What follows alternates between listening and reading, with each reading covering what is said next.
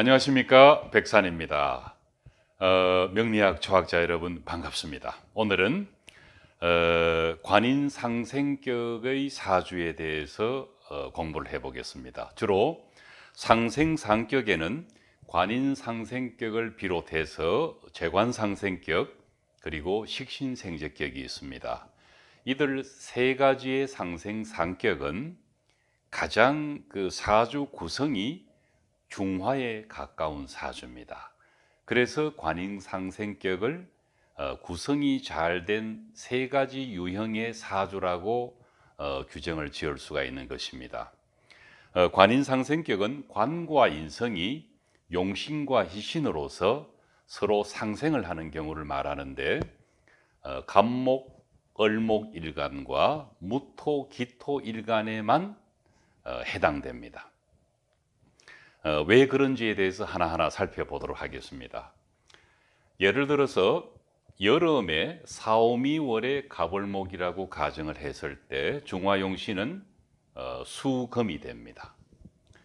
이 사주에서 사오미월의 갑을목이 임수나 경금 또는 계수나 신금, 경우에 따라서는 임수와 신금 또는 계수와 경금을 만났을 때 금수가 상생을 하고, 이를 다른 말로 전환을 하면은 관과 인성이 상생을 하는 것입니다. 이런 용신과 희신의 조합으로서 관과 인성이 천간에 잘 발달되면은 그 아름다움이 말로 형용할 수가 없습니다. 관성의 이성적인 면모와 인성의 이성적인 면모가 금이 수를 돕고 수가 금을 돕듯이 사람의 심성에서 생각과 말과 행동으로 나타나기 때문에 그렇습니다.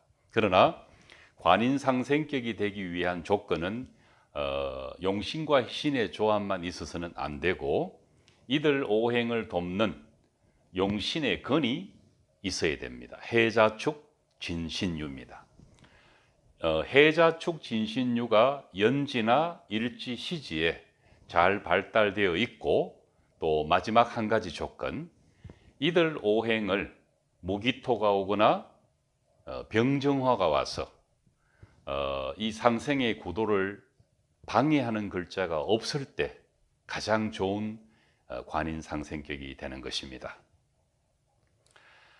이런 조건을 갖춘 사주가 많지 않을 것입니다. 그러나 이런 완전한 관인상생격을 갖춘 사주를 공부함으로써 이와 유사한 사주를 비교해서 판단할 수가 있기 때문에 상생상격의 공부는 매우 중요하다고 생각합니다. 그 다음으로는 무기토 사주에서 관인상생격이 성립되는데, 해자축월이나 진, 신, 유월의 무기토는 용신이 화목이 됩니다. 만약에 이런 해자축, 진신, 유월의 무기토가 천간에 병화와 갑목, 정화와 을목 또는 병화와 을목 또는 정화와 갑목을 사주의 천간에 갖고 있다면은 목화가 상생하는, 즉 목이 화를 생하고 화가 목을 생해서 목화가 상생하는 관인상생격이 되는 것입니다. 용신과 희신의 조합입니다. 똑같이 지지에 이들 병정갑을의 용신의 건이 되는 임묘, 사오미, 수리, 연지, 일지, 시지에 잘 발달되어 있고, 이들 오행을 극하는 천간에서는 경신금 그리고 임계수입니다. 이런 글자가 없는 것이 원칙입니다. 없이 다만 한신에 해당되는 무기토 정도는 들어와도 상관이 없습니다. 무기토가 직접적으로 용신과 희신을 불편하게 하지는 않기 때문에 그렇습니다. 이런 조건을 갖춘다면은 가히 관인상생격의 요건을 갖추게 되는 것입니다. 그렇다면은 왜 병정화 일간이나 경신금 일간 또는 임계수 일간은 원칙적으로 관인상생격이 성립되지 않는가에 대해서 알아보도록 하겠습니다. 사오미월의 병정화의 예를 들면은 용신은 중화용신은 수금이 됩니다.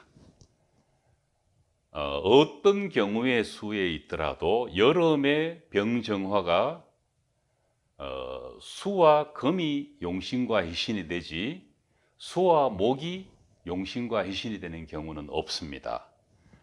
이 목은 특히나 이 사주에서는 한신에 해당됩니다.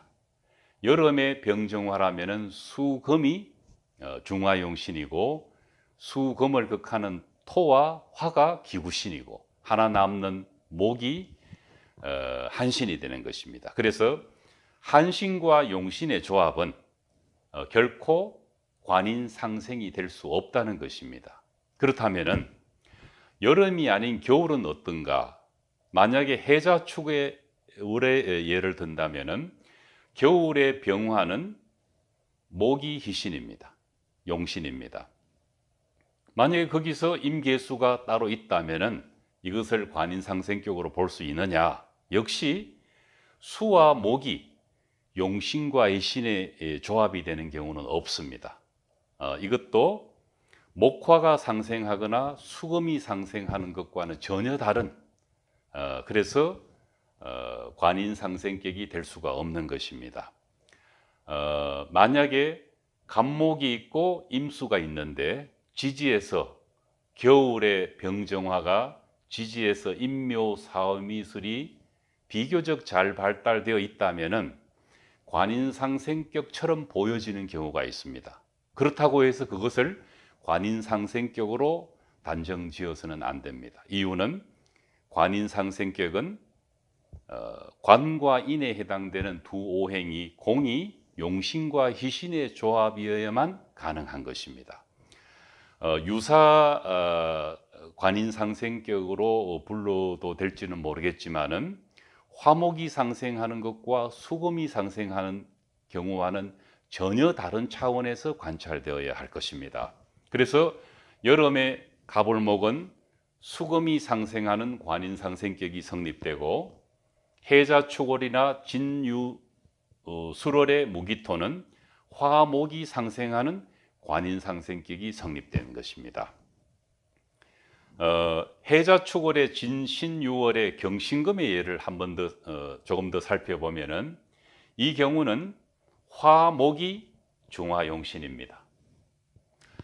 화가 용신인 것은 맞지만은 목이 없이 무기토인 인성이 관성과 함께 관인상생을 한다는 것은 경우에 따라서는 겨울에 무기토가 화기를 얻으면은 나쁘지 않은 한신이 될 수 있습니다.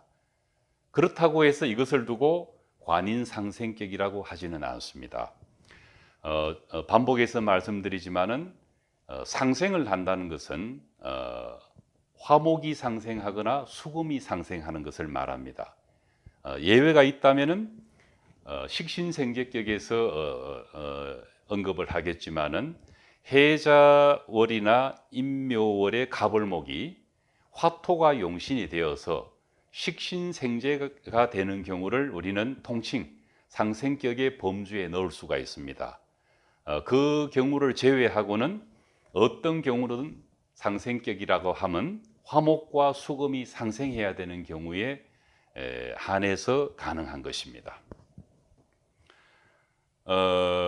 사오미월의 임계수가 금과 수가 용신과 희신입니다. 그러나 인성에 해당되는 금과 관성에 해당되는 토가 여름의 토가 토금이 상생한다는 것은 전혀 이치에 맞지 않습니다. 그래서 이 경우도 관과 인이 천간에 떠 있다고 해도 관인상생격이라고 부르지 않고 금수상생이라고 부르지 않습니다. 그래서 정리를 하면은 관인상생격은 원칙적으로 목일간과 토일간에만 해당되는 것입니다. 상생격이라는 것은 오행이 양기인 목화와 화목이 음기인 금수와 수금이 상생하는 것을 우선적으로 이야기를 하는 것입니다. 그래서 상생격의 조건이 되기 위해서는 이들 두 오행이 용신과 희신의 조합으로서 천간에서 타 오행의 방해를 받지 않고 지지에 용신의 근이 안정적으로 발달되어 있는 경우를 말합니다. 사주 구성이 이렇게 되면은 기신과 구신의 공격이 있더라도 사주가 방어가 가능하다는 것입니다. 방어가 가능하다는 것은 충분히 사주가 중심을 잡을 수 있는, 즉 중화에 가까운 사주라는 의미인 것입니다. 만약에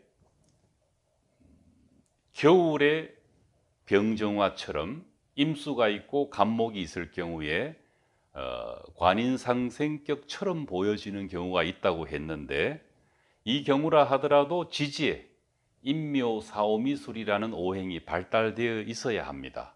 이런 경우는 우리가 유사상생격, 유사관인상생격 또는 준관인상생격으로 불러도 가능은 할 것이라고 봅니다.